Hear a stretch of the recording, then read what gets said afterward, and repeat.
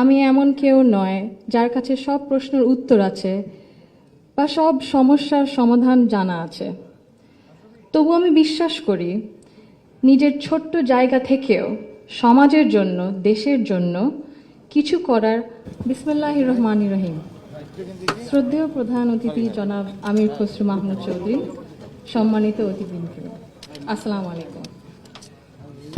শুরুতে আমি আন্তরিক ধন্যবাদ জানাই আয়োজকদের, যারা আজকের এই সুন্দর আয়োজনটি করেছেন, যেখানে আমরা সবাই আমাদের ভিন্ন ভিন্ন মত, পথ ও অবস্থান প্রকাশ করার সুযোগ পাচ্ছি।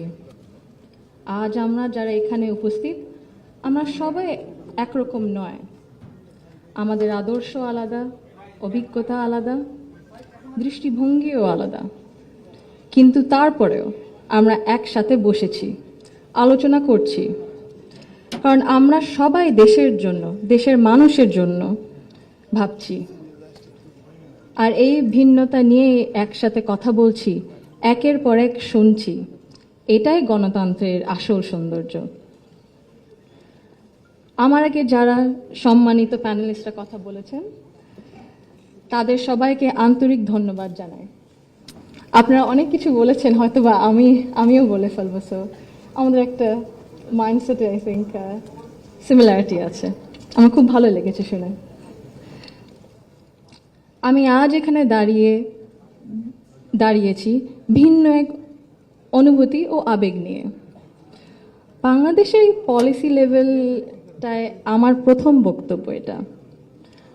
আমি এমন কেউ নয় যার কাছে সব প্রশ্নের উত্তর আছে বা সব সমস্যার সমাধান জানা আছে।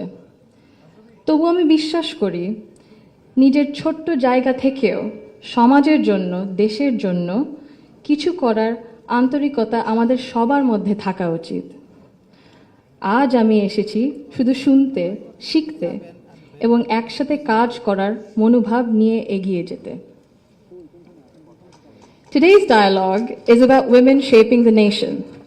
But before we speak about shaping the future, we must be honest about the everyday lives, reality shaping women's lives in Bangladesh. My earliest understanding of women's roles in society came from my family, as it does for most of us. Long before we encounter policies or laws or institutions, our homes become our first classrooms. They teach us what is possible, what is acceptable, and what is expected. In my home, certain things were never questioned.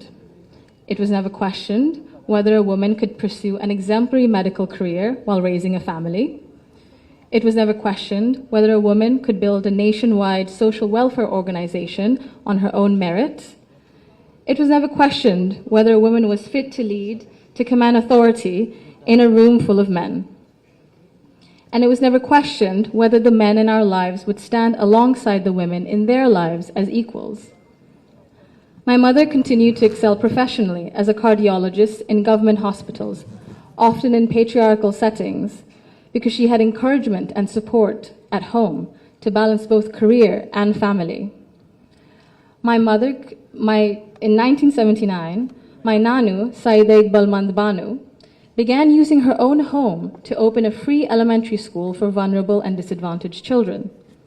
What began as a personal act of care grew into one of the earliest NGOs in Bangladesh, Shurubhi, creating meaningful and lasting change in young people's lives.